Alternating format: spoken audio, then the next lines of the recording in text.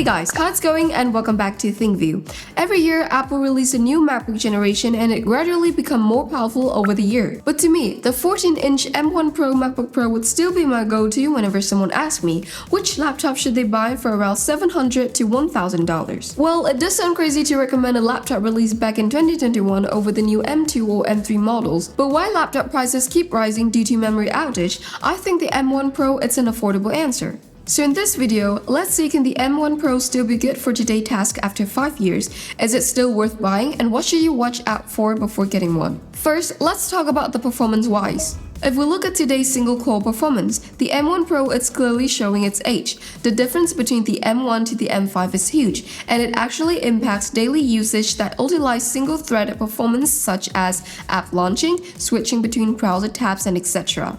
Multi-core, however, it's a complete different story. After 5 years, the M1 Pro is still somewhat as powerful as the M3, and that helps those apps like Premiere Pro, Lightroom, Xcode still be able to run smoothly. That also somewhat at the same level of a 2026 laptop from Intel like Intel Core Ultra 7 355. Single-core performance, it's pretty much a tie, but when it comes to multi-core, the M1 Pro still takes the lead. For a chip that came out back in 2021, that's honestly impressive. But that's just synthetic performance, which means just on paper. So how about the real-world performance? What I'm more interested in is what it's actually like to use the M1 Pro after 5 years. And honestly, the answer is pretty simple. For most everyday workloads, there's almost nothing to complain about. It wakes up instantly from sleep, savvy with dozens of tabs. My daily workflows involves Photoshop, Lightroom, and editing in Final Cut Pro. And everything still feels incredibly smooth even if I switch tab or applications without much stuttering. The gap only shows when you move into extremely demanding workloads like Blender.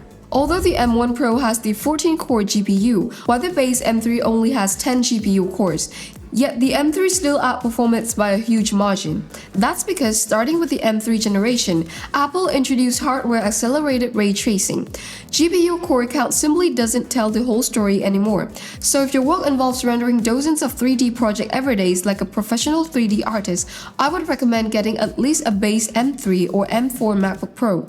The time savings alone will be worth it. This is the area where the M1 Pro is noticeably behind. But if you focus only on the weakness, you will completely miss the real reason why this laptop is still popular after 5 years. And I know what you're thinking of right now. Why buying this instead of the newer MacBook Air? I mean, it's a fair point. The M4 MacBook Air has the same price tag as this MacBook Pro, but with a newer chip and also lighter, much more suitable for everyday tasks, which I think will be a top choice for many people. But a Pro is still a Pro. There are things that keeping the MacBook Air from becoming a workstation. The 16Hz LCD display on the Air is unmatched if you keep it side by side with this MacBook Pro Mini LED at 120Hz refresh rate. More I/O on the Pro also means you don't have to cluster up with dongle and hub. And obviously, 6 speakers setup on the MacBook Pro is way better than 4 speakers on the Air. One important note is that MacBook Air is fanless. That means when you render a 20-minute project or export a massive timeline, it's going to heat up and thermal throttling. And gradually over time, let's say, after a few hours of working, your M4 chip inside the MacBook Air can no longer be any powerful than the M1 Pro. On the other hand, the M1 Pro has a fan, which can ensure performance over time, and that's exactly why it earns the Pro names. In short, if your daily workflows is just Office app, web browsing, or studying, get the M4 Air. It's a no-brainer. It's newer, lighter, and it has better battery life. But if you're editing video, compiling larger code paces, or pushing heavy workloads for hours on end, the Pro is your way to go. There's another area that doesn't get talked enough about is gaming. Now, MacBooks have never been a gaming laptop, but since so many of you ask about it, I decided to test it myself. Honestly, the results are quite better than I expected. In this table, as you can see, here are some of the games with its reported results. And no, it won't replace a gaming laptop, but it's more than capable of letting you relax after work, especially with AAA titles that have been optimized for Apple Silicon. The M1 Pro still delivers a surprisingly enjoyable experience. As long as you keep your expectation realistic and dial the settings in a bit, you will have no problem getting getting smooth gameplay. So now we know exactly where this M1 Pro shines and where it falls short. But I think the more important question is, who is this laptop actually for? There are 3 situations which I wouldn't recommend buying one. The first is if you work professionally with 3D rendering. As we saw in the Blender benchmark earlier, this is where the gap becomes significant.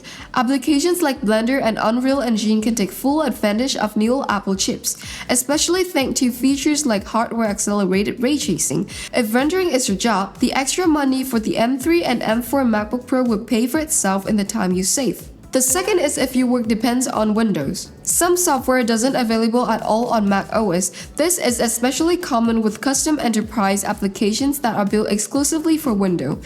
If that's your situation, don't try to force yourself onto Mac OS. A Windows laptop is simply the better tool for the job. And finally, if gaming is your priority, the gaming results we saw earlier are absolutely playable, but they are not the real reason to buy this laptop. If games come first, a Windows gaming laptop still offers a much better experience. Now, if you're still with me, chances are you're seriously considering buying a used MacBook. And here are some tips I would love to share with you to keep your MacBook run for more years. My first tip is simple. Don't update Mac OS the moment Apple releases a new version. I usually wait for a month or 2 for the community to confirm everything is stable. That way, you avoid unexpected bugs and compatibility issues. Second, clear your storage cache regularly. Video editing applications can easily accumulate hundreds of gigabytes of cache files over time. Cleaning them up not only frees up storage, but also helps keep the system feeling fast and responsive. Third, open the laptop and clean up the fan if you're buying a used machine. It's a relatively inexpensive service, but it can make a noticeable difference in temperatures and fan noise.